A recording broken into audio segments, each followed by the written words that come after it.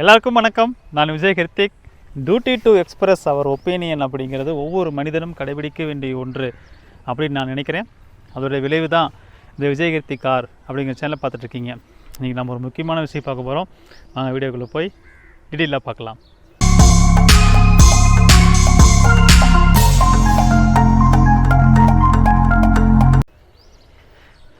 அதாவது ஒரு பழமொழி சொல்லுவாங்க, கள்ளக்கண்டா நாயக்கானோம், நாயக்கண்டா கள்ளக்கானோம்பாங்க. அது என்ன அர்த்தம் அப்படிங்கிறது நான் சொல்கிறேன். இந்த அர்த்தம் புரிய வேண்டிய நாய்க்கு புரியாது. ஆனால் நீங்கள் புரிஞ்சுக்குங்க. என்னென்னா, கல்லில் செய்யப்பட்ட ஒரு நாய் பொம்மை, அது பளிங்கு கல்லாக இருக்கலாம், இல்லை ரத்தன கல்லாக இருக்கலாம், இல்லை கிரானைட் கல்லாக இருக்கலாம், இல்லை கருங்கல்லாக இருக்கலாம், இல்லை என்ன சொல்லலாம், வேறு எதாவது செஞ்சால் கூட ஒரு கல்லாக இருக்கலாம். அந்த மாதிரி கல்லில் செய்யப்பட்ட ஒரு நாயோடைய உருவம். நீங்கள் அந்த நாயோடைய உருவத்தை பார்க்குறீங்க, அடா எவ்வளோ அழகாக இருக்குது இந்த நாய் அப்படின்னு நீங்கள் நாய் உருவத்தை பார்த்தீங்க அப்படின்னா உங்களுக்கு கல் தெரியாது. அடா இது என்ன கல், ஒரு அற்புதமான கல்லாக இருக்கே, இது விலை உயர்ந்த கல்லாக இருக்கா, அந்த கல்லாக இருக்குமா, இந்த கல்லாக இருக்குமா அப்படின்னு சொல்லிட்டு நீங்கள் மார்பிளா, கிரைனட்டா, இல்லை என்ன சொல்லுவாங்களே, நிறையா ஸ்டோன்ஸ் நம்ம பூமிகளில் கிடைக்கலாம், அந்த மாதிரி விலை உயர்ந்த கற்களா அப்படின்னு நீங்கள் கல்லை நோக்கி போனீங்கன்னா நாயுடைய உருவம் அதில் நீங்கள் பார்க்க மாட்டீங்க. இதான் நம்ம திருமூலர் சொல்கிறாரு, மரத்தை மறைத்தது மாமத யானை, மரத்தில் மறைந்தது மாமத யானை, பரத்தை மறைத்தது பார்முதல் பூதம், பரத்தில் மறைந்தது பார்முதல் பூதமே அப்படின்னு சொல்கிறாரு. இது ஏன் திடீர்னு நாயை பற்றி பேசுகிறீங்க, கல்லை பற்றி பேசுகிறீங்கன்னு நினைக்கிறீங்களா? இது ஒரு நாய்க்கு புரியும், அது புரிய வேண்டிய நாய்க்கு புரியும்னு வச்சுக்கோங்களேன். அதை விடுங்க. ஸோ நாமெல்லாம் நினச்ச மாதிரி இந்த அன்னைக்கு கூட நானும் அசோக்கும் போட்ட லைவில் கூட சொல்லியிருப்போம். இப்போது பெயில் கிடைத்திருக்கக்கூடிய அந்த டைரக்டர்ஸ், அது எத்தனை பேர் அந்த டைரக்டர்ஸ்னு கூட இந்த அப்ளைனர் மக்க பசங்களுக்கு தெரியாது. இப்போ 71 டைரக்டர்னு சொல்கிறாங்க. 71 டைரக்டர்லாம் கிடையாது, ஒரு சிலருக்கு மட்டும்தான் இப்போ பெயில் கிடச்சிருக்கு. இவங்கள்லாம் யார்? இவங்களுக்கும் இந்த கம்பெனிக்கு என்ன சம்மந்தம் அப்படின்னா, செஞ்சோற்று கடன் தீர்க்க சேராத இடம் சேர்ந்து பஞ்சத்தில் விழுந்தாயடான்னு நம்ம கிருஷ்ண பரமாத்மா ஒரு பாட்டு பாடுவார் இல்லையா, நம்மளுடைய கர்ணன் படத்தில். அந்த மாதிரி இவங்கெல்லாம் மைவித்தி கடிச்சு போட்ட காக்கா கடிக்கு ஆசைப்பட்டு உள்ளே சிக்கிக்கிட்ட விட்டில் பூச்சி. ஸோ இவர்கள் இந்த ஸ்கேமினுடைய மூளை கிடையாது. அதாவது ஸ்கேமுடைய இந்த என்ன சொல்லுவாங்க, அது இவர் தான் மூளையாக இருந்து செயல்பட்டு இந்த நிகழ்த்தினாருன்னு சொல்லுவாங்க இல்லைங்களா, அந்த மாதிரியான ஆட்கள் கிடையாது. அவர்களுக்கு சப்போர்ட்டுக்கு ஆள் வேணும். அவர்களே அவங்க குடும்பத்தில் உள்ள போட்டுக்க முடியாது. நிறையா பேர்த்து நமக்கு தேவை. சில விஜயராவன் எடுத்துக்கிட்டால் அவர் ஒய்ஃபு அவங்க பேரில் எதுவுமே பண்ண முடியாத சூழ்நிலை. அப்போது அவங்களுக்கு சத்யானந்தம் அப்படிங்கிறவர் தேவை. சத்யானந்தன் ஒருத்தர் போதுமா? ஒரு கம்பெனி பண்ணணுன்னா ஒரு டீம் வேணும், எல்லா ஊர்லேயும் ஆள் வேணும். அதுக்கு இவர்கள்லாம் தேவை. இவர்களை அவங்க தூக்கி உள்ளே போட்டுக்கிட்டாங்க. இப்போது நீங்கள் அதை ஒரு வீடியோவில் பார்த்துருப்பீங்க. அதில் அந்த போகிற போக்கில் ஒரு மெசேஜாக ஒரு யூடியூப் சேனலில் அந்த டைரக்டர்ஸ் எல்லாருக்கும் ஆளுக்கு ஒரு காரு கிஃப்ட் பண்ணியிருப்பாங்க. அந்த காரெல்லாம் ஒரு இடத்துல பூசை போடுறதுக்கு போயிட்டு ஒரு கோயிலில் தரிசனம் பண்ணிட்டு வருவாங்க. அந்த குரூப்பில் உள்ள ஆளுங்களை தான் இவங்கெல்லாம். ஸோ இவர்கள் பார்த்திங்க அப்படின்னா இதனுடைய முக்கிய குற்றவாளி கிடையாது. முக்கிய குற்றவாளி ரெண்டே பேர் தான். ஒருத்தர் நம்மளுடைய விஜயராகவன், அப்புறம் இரண்டாவது சக்தியானந்தன். இவங்க 2 பேர் தான் முக்கிய குற்றவாளி. அப்புறம் மற்றதெல்லாம் இப்போ போகிற போக்கு பார்த்தா இவர்களையெல்லாம் முக்கிய குற்றவாளியாக அதில் சேர்த்து ஆகணும் அப்படின்னு இப்போது யூடியூப்பில் பேசிகிட்டு இருக்கிறவங்கெல்லாம் நாளைக்கு லிஸ்ட்டில் வந்துடுவாங்க போல். அப்படி தான் போயிட்டுருக்கு ஒரு நிலவரம். ஏன்னா இவங்க ஒரு மோசடி நிறுவனத்திற்கு ஆதரவாக இருக்கக்கூடிய யாராக இருந்தாலும் மோசடியை அவங்க என்ன பண்ணுறாங்க, மக்கள்கிட்ட பரப்புகிறாங்க. இது மோசடி இல்லை அப்படின்னு சொல்லி மோசடியை மக்கள்கிட்ட பரப்புகிறாங்க. அதனுடைய விளைவாக நாளைக்கு இவர்கள் தண்டிக்கப்படுறதுக்கு உண்டான வாய்ப்பு, சாத்தியக்கூறுகள் இல்லை, வாய்ப்பு 100% இருக்குது. ஸோ இதை நம்ம இந்த நிறுவனத்தை பற்றி இருக்கக்கூடிய இந்த யூடியூப்பில் பேசிகிட்டு இருக்கக்கூடிய இந்த நபர்களினுடைய நிலைமை. சரி, இவர்களுக்கு பெயில் கிடைச்சதுனால இப்போ என்ன நடந்துருச்சு, என்ன அடுத்து நடக்க போகுது? இப்போ சத்யானந்தன் அவருக்கு பெயில் வாங்கிட்டு வந்தார். இப்போ அவருக்கு என்ன நடந்துச்சு? பெயில் வாங்கிட்டு வந்துட்டார். இப்போ என்ன நடந்துச்சு? மைவியத்தில் ஏதாவது மாற்றம் நடந்துச்சா? சரி, இந்த டைரக்டர்லாம் இப்போ பெயில் வாங்கிட்டு இப்போ வந்துட்டாங்க. இதனால் நம்ம மைவியத்தில் மாற்றம் உங்களுக்கு உடனே பணம் வந்துடுமா? இந்த இந்த மைவித்திரி அப்ளைனர் கேட்டகரிக்கு எதுவுமே புரியாதுன்னு வச்சுக்கோங்களேன்.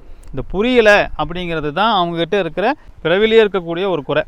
எந்தெந்த ஒரு விஷயம் ஒருத்தவங்களுக்கு புரியுது, ஒருத்தவங்களுக்கு புரியல. ஒரே விஷயந்தான் வந்து ஒரு ஆசிரியர் நடத்துகிறாரு, இல்லை இருக்கிற எல்லா மாணவனுக்கும் புரியுதா? ஒரு சிலருக்கு தானே நல்லா புரியுது. அந்த மாதிரி தான் இவங்களுக்கு நிறையா விஷயம் புரியல. அதுதான் வந்து இவங்ககிட்ட இருக்கிற குறை. ஸோ காலத்தால் அவங்க புரிஞ்சுக்குவாங்க. புரிஞ்சிக்கும் போது இது என்ன ஆகுன்னா, இவங்க கெட்டது இல்லாமல் இன்னும் 10 குடும்பத்தை சேர்த்து கெடுத்துருப்பாங்க. இவங்க மூலிமா அந்த குடும்பமும் பணத்தை உள்ளே போட்டு அவங்களும் லாஸ் ஆகி கடனாளி ஆகி.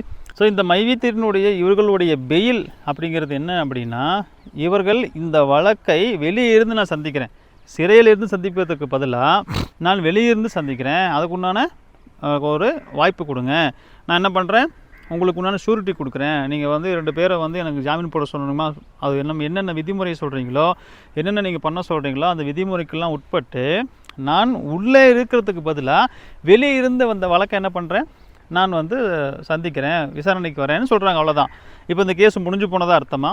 இப்போ இந்த பெயில் இவங்க வந்துட்டதுனால இதில் என்ன இவர்களுக்கு பணம் வந்துடும், இந்த நிறுவனத்தை மீண்டும் நடத்த சொல்கிறதுக்கு விட்டுடுவாங்க அப்படின்னு என்ன அர்த்தத்தில் இவங்க பேசுகிறாங்க அப்படிங்கிறது இவங்களுக்கு சுத்தமாக புரியல. அந்த பெயிலினுடைய விசாரணை இதில் வந்து அந்த நீதிபதி வந்து கேட்குறாரு. என்ன கேட்குறாருன்னா, இவங்களை எப்படி பட்சாக்கில் நீங்கள் வந்து போட்டிங்கன்னு டவுட்டு கேட்குறாரு ஒன்று. அப்புறம் அந்த இவரெல்லாம் அவர் பப்ளிக் ப்ராசிக்யூட் வந்து ஒன்றா சொல்லும்போது, இவங்க கேம்லிங் பண்ணாங்களா? ஸோ இப்போ வந்து பணத்தை வாங்கி என்ன பண்ணாங்க, இது சிட் ஃபண்டு, அதாவது டெபாசிட் இருத்தாங்க, அது இருத்தாங்க, இது இருத்தாங்க அப்படின்னா டெபாசிட் இருக்கிறதுக்கு உண்டான டெபாசிட்டுடைய டீட்டெயில் எங்கே? அப்போது இவங்க இது பண்ணலைன்னா அந்த பணத்தெல்லாம் வாங்கி கேம்லிங் பண்ணலாங்களா அப்படின்னு கேட்குறாரு. அப்போ இவங்க கேம்பிங் லிஸ்ட்டில் அந்த மாதிரியான கேட்டகரியில் வருவாங்களான்னு டவுட் கேட்குறாரு. இப்போது நீங்கள் வந்து ஒரு டான்பிட் சட்டத்தில், டான்பிட் கோர்ட்டுக்கு சிறப்பு கோர்ட்டு, அந்த பொருளாதார குற்றப்பிரிவில் வந்து ஒரு வழக்கு வருதுன்னா அந்த வழக்குக்கு ஏகப்பட்ட முன்மாதிரியான உதாரண வழக்குகள் நடந்திருக்கு, தீர்ப்பு வந்திருக்கு. அப்போது இதை வந்து என்ன பண்ணுவாங்க, ஏற்கனவே இது மாதிரி ஒரு வழக்குக்கு என்ன நமக்கு தீர்ப்பு வந்திருக்கு, பழைய காலத்தில் என்னென்ன தீர்ப்பு கொடுத்துருக்காங்கன்னு இந்த ஜட்ஜஸ் வந்து ரெஃபரன்ஸ்க்கு எடுப்பாங்க. லாயரும் அதை ரெஃபரன்ஸ்க்கு எடுத்து கோர்ட்டில் என்ன பண்ணுவாங்க, வாதம் பிரதிவாதம் வைப்பாங்க. இப்போது பட்ஸ் ஆக்டுங்கிறது புதிய ஒரு சட்டம். பட்ஸ் ஆக்டுங்கிறது நியூலி வந்திருக்கக்கூடிய சட்டம். அப்போது இந்த புதுசாக இந்த சட்டத்தில் இப்போ சட்டம் நிறையா திருத்தம் பண்ணியிருக்கிறாங்க. இந்த நிறையா திருத்தம் பண்ண இந்த சட்டத்தில் வந்திருக்கக்கூடிய புதிய நடைமுறைகள் எல்லாம் இன்னும் லைவில் வரல, இன்னும் கடைபிடிக்க ஆரம்பிக்கலை. அப்படி இருக்கிறதுனால அவங்களுக்கு இதனால் இந்த சட்டத்துக்குள்ள வருமா வராதா, இல்லை அதனால் வருமா வராதா, இல்லை இந்த சட்டத்துக்குள்ள கொண்டு வர முடியுமா முடியாதாங்கிற ஏகப்பட்ட கன்ஃபியூஷன்ஸ் வந்து இத்தனை வருஷமாக சட்டத்திலேயே புழங்கிட்டு இருக்கவங்களே இருக்குது. நீங்கள் வந்து இப்போ ஒரு ரீசெண்டாக கோர்ட்டுக்கு போனீங்க, ஒரு 6-7 மாதத்துக்கு முன்னாடி போனீங்கன்னா வேறு, 6 மாதத்துக்கு பக்கமாக நீங்கள் போனீங்க அப்படின்னு வச்சுக்கோங்களேன்.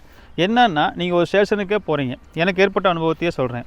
இப்போ நம்மளை வந்து செல்ஃபோனில் ஒருத்தங்க கால் பண்ணி என்ன பண்ணாங்க, த்ரெட்டன் பண்ணாங்க. இதுக்கு நம்ம வந்து காவல்துறையை அணுகிறோம். காவல்துறையை அணுகும்போது அதோட ஆடியோ, அவங்க பேசுனது, எந்த நம்பர்லேருந்து பேசுனாங்க, எல்லாம் பக்காவாக நம்ம சப்மிட் பண்ணிட்டோம். அவங்களும் கூப்பிட்டு அந்த நபரை வந்து பேசுகிறாங்க. ஃபஸ்ட்டு பேசும்போது பேசின அந்த நபர் 2வது ஃபோனை பண்ணி வச்சிட்டாரு.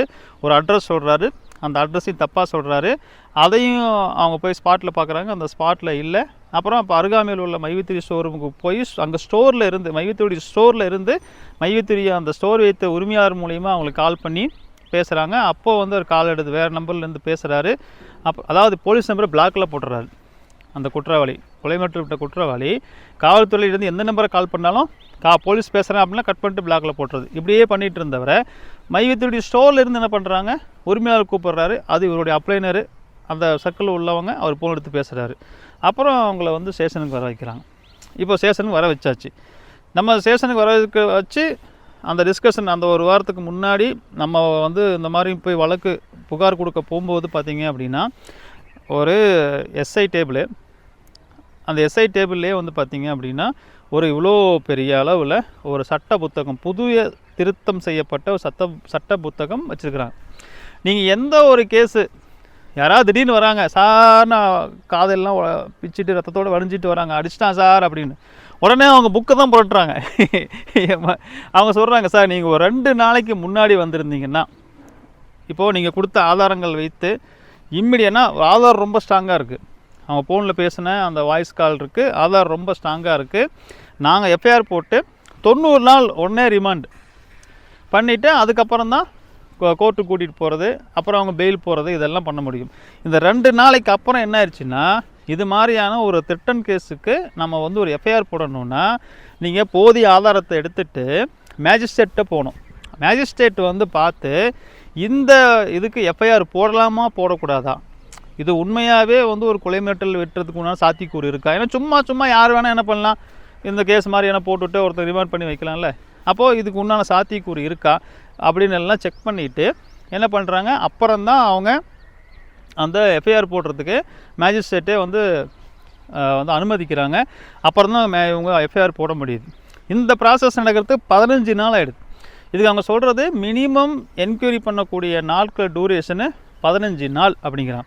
ஏன்னா அது நடந்துடும், நம்ம வந்து மேஜிஸ்ட்ரேட் பிஸியாக இருப்பாங்க, இவங்க வந்து கோர்ட்டுக்கு எடுத்துகிட்டு போயிட்டு டீட்டெயிலாம் சப்மிட் பண்ணி அவங்க வெரிஃபை பண்ணி அதுக்கப்புறம் அவங்க ஓகே எஃப்ஐஆர் போடுங்க அப்படின்னு யார் அந்த குற்றவாளியை அவங்கள வர சொல்லி அவங்ககிட்டே என்கொயரி பண்ணி அதுக்கப்புறம் தான் எஃப்ஐஆரே வந்து இப்போ போடுறாங்க.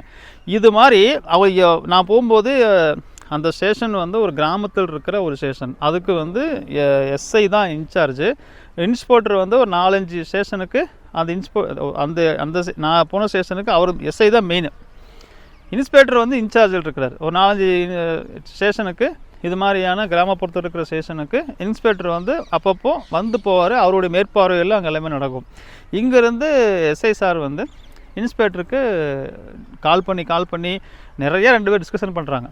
இதெல்லாம் போட முடியுமா, அதனால் போட முடியுமா, இதில் வந்து என்ன அந்த உடனே நான் என்ன சார் இப்படி இவ்வளோ தூரம் வந்து இதுக்கான ப்ராசஸ் இருக்குது அப்படின்னு கேட்கும்போது காவல்துறை சார்ந்த அந்த அதிகாரி என் கையில் சட்ட புத்தகத்தையே கொடுத்துட்டாரு, நீங்களே படித்து பாருங்கள் என்னென்னலாம் போட்டிருக்கு அப்படின்னு சொல்லிட்டு. அப்போது இதுக்கு முன்னாடி வரைக்கும் அவங்க பழகிட்டே இருந்தது. ஓகே எஃப்ஐஆர் போட்டுடலாம், இந்த மாதிரியான குற்றத்துக்காக இந்த மாதிரி வந்து நம்ம பண்ண எஃப்ஐஆர் போடலாம், இந்த மாதிரி பண்ணால் அவங்களுக்கு வந்து ரிமாண்ட் பண்ணலாம் அப்படின்னு இருந்தது. இப்போ என்டையராக தலைகீழாக மாறி இருக்குது முழுக்க பிஎன்எஸ் சட்டத்தில். அப்போது எல்லாருக்குமே அதை எடுத்து ரெஃபரன்ஸ் பார்த்து தான் ஆகணும். அப்போ ஏன்னா பட்ஸ் ஆக்டுங்கிறது அது மாதிரி புதிய ஒரு சட்டம். இது மாதிரி ஒரு சாதாரண எஃப்ஐஆர் போடுறதுக்கு அவங்கக்கிட்டேயே புக்கு கொடுத்துட்டாங்க, நீங்கள் வந்து எல்லாமே ரெஃபர் பண்ணி தான் போடணும். அது போக அவங்க ஹையர் அத்தாரிட்டிகிட்ட எஸ்ஐ இன்ஸ்பெக்டர் கேட்குறாரு, இன்ஸ்பெக்டர் டிஎஸ்பிகிட்ட கேட்குறாரு, டிஎஸ்பி வந்து எஸ்பிகிட்ட கேட்குறாரு. நம்ம கேஸுக்கு எஃப்ஐஆர் போடுறதுக்கு இவ்வளோ பேருக்கிட்ட வந்து எல்லாம் பேசிவிட்டு அப்புறம் மேஜிஸ்ட்ரேட்டை போகுது, மேஜிஸ்ட்ரேட் வந்து உறுதிப்படுத்துகிறாங்க, அப்புறம் தான் வந்து எஃப்ஐஆர் வந்து போட்டாச்சுங்க கூப்பிட்டு இன்ஃபார்ம் பண்ணுறாங்க. ஒரு சாதாரண எஃப்ஐஆருக்கே பாருங்கள், இவங்களுக்கு சட்டம் திருத்தம் பண்ணதுனால அவங்க ஒவ்வொன்றா வெரிஃபை பண்ணி டைம் எடுக்கிறான். அப்போ இவங்களுக்கு சட்டமே தெரிலன்னு நம்ம எடுத்துக்கலாமா? அப்போ அவங்களுக்கு இதில் எப்படி வரும் அப்படி வரும்னு சொல்லிவிட்டு இது எப்படி இதில் பிஎன்எஸ் சட்டத்தில் போட்டிங்க அப்படின்னு வந்து இந்த புதிய சட்டத்தில் இது எப்படி வருதுன்னு அப்படின்னு சொல்லிவிட்டு 1008 வரை கேள்வி கேட்பாங்க, ஏன் இப்படி போட்டிங்கன்னு. அது மாதிரி இது பட்ஸ் ஆக்டில் எப்படி போட்டிங்க, இது அதில் வருதா வரலையான்னு இவங்க கொஸ்டின் கேட்குறாங்க. அந்த பட்ஸ் ஆக்ட் சட்டத்தையும் புக்கையும் அவங்க கையில் கொடுக்குறாங்க.